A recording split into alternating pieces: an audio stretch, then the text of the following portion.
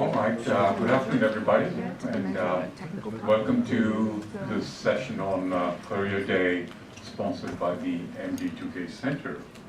I'm Vivek Shetty, and we will spend the next few hours learning from some of the sages that we have gathered on stage. The transition from your graduate program to the real world is a very exciting time, a lot of promise, but also filled with a lot of anxiety. And these are decisions that you will make that will have life-changing aspects to them. And what we have today is we have pulled in people not only from academia, but also education, government, and industry, and to provide you perspectives. Each of these career trajectories, they have very unique lifestyles. They have different rule books by which you become successful. And it's not always that the best and brightest do the best. It's often people who position themselves to grab opportunities and see them and strategically capitalize on them who do well. So what we hope to do today is to kind of provide you very actionable insights from people who have done it all and done it very successfully. The panelists, and what we do is, because different people have to leave to catch planes at different times, we will let each one of them address a set of questions that will be springboards for questions that you might have. So let me quickly introduce our panelists. We have Professor Ida Sim from UCSF, Professor Susan Murphy from Harvard, Professor Jim Ray from Georgia Tech. In a second phase, we will have Dr. Fain, who's back there, Dr. Ed Ramos from NIH, and President David Rudd, who will be joining us later on. Before we get any further, let us have a sense of who you are in the audience. How many of you are considering a career in academia? Raise your hands. Okay, great. How many of you are looking at an industry career? Ah, perfect. And how many of you are undecided? Wonderful. Now, are all of you from the STEM sciences, or some of you have come from the humanities? Any humanities majors here? There's some on blue jeans. Pardon? There's some on blue jeans. Oh, they're on blue jeans. Okay, great. Okay, so that gives us a sense. So let me lead off with a few questions to get you thinking. The question you're facing right now or in the coming years is, how do I figure what is next? And I would say you have to know yourself before you go out to the job market and look at professional career narratives.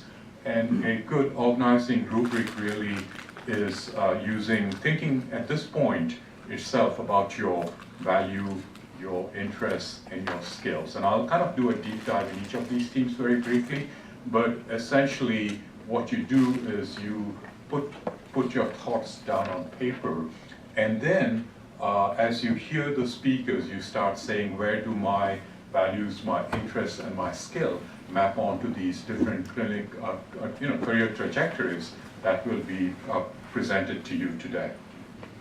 So let's talk quickly about values. Some of the questions you should be asking yourself is, what makes my work and life meaningful and purposeful?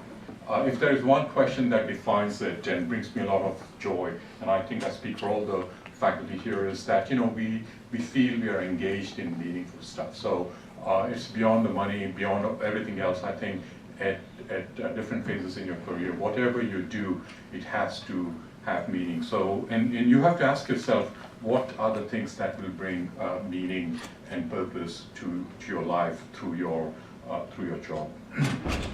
Places you can ask yourself is, where have I found inspiration? And And importantly, look around, which of your mentors, your teachers, people you've worked with, whose work do you admire, and ask yourself why. And at the end of that exercise, you should have a list of values that resonate with you. It could be helping others, making a difference. It could be money, it could be prestige, it could be a combination of them all. They're not mutually exclusive, but put them all down on paper. The other domain that you should be thinking about is your interests. As you have done your graduate studies, you should think about what are the kind of topics, sub-themes, the subspecialties that you naturally gravitate towards. And there are these themes or projects that you have done. You found, other than crush candy, you actually literally lose yourself, and you say, wow, this was so engrossing that I didn't see the day go by.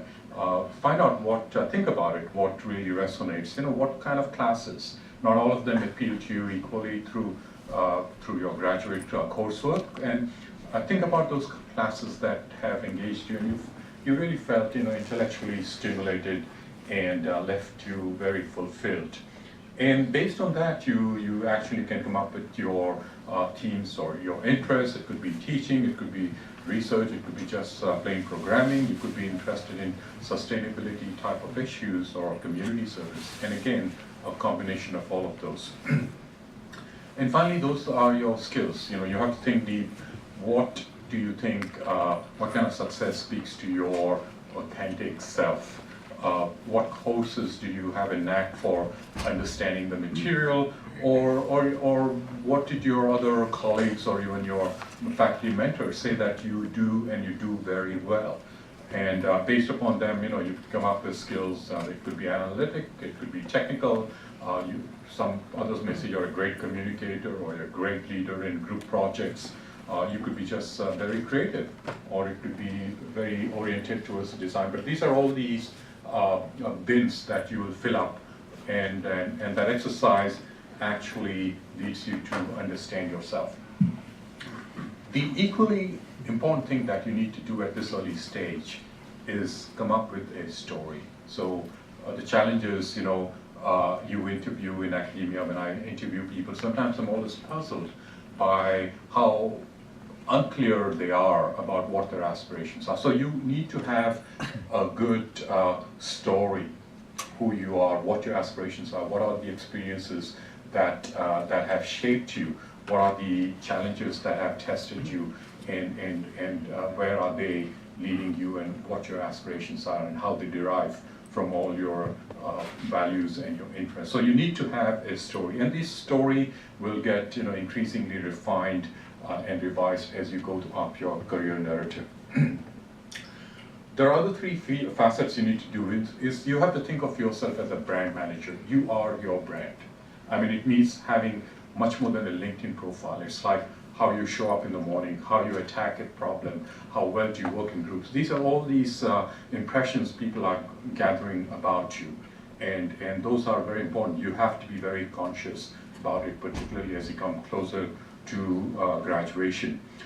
You have to be an internal, you have to be an intentional manager of your own career narrative. You have to grab it, just not let serendipity shape you, circumstances shape you, but you need to be very intentional about where you're going now that you understand better what you want. And most importantly, relationships. I cannot overemphasize this fact, particularly as you come from as you look into the very rarified world, you're very differentiated selves, and you'll be surprised. It's very rare that you just apply and somebody accepts you for a position. I can tell you with confidence that about 80% of the jobs that you will get will come from personal recommendations. Your mentor, people who have worked with you, will be reaching out and telling these people, grab this guy, he's superb. So work on your relationships. Don't let them go. Don't get people upset at you in the closing stages or through your graduate work. So those are some of the things you should be thinking about. Now, to flesh out the details, we have our expert panel, all wonderfully talented people, and with personal life stories that they will share. And I would highly recommend that, though I have used some questions to frame the conversation, we would very much love to have you feel comfortable enough to raise your hand and ask your questions so that we can give you some very personalized feedback.